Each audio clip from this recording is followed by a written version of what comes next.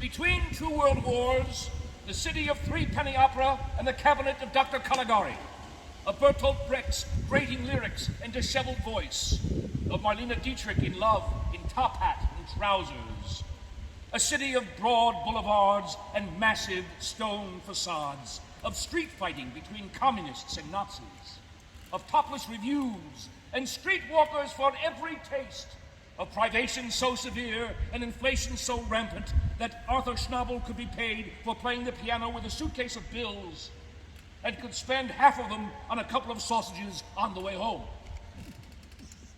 Stefan Zweig called it the Babylon of the world.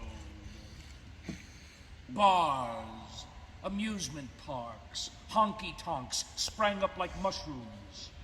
Along the entire Kurfürstendamm, powdered and rouged young men sauntered, and they were not all professionals. In the dimly lit bars, one might see government officials and men of the financial world tenderly courting drunken sailors without shame.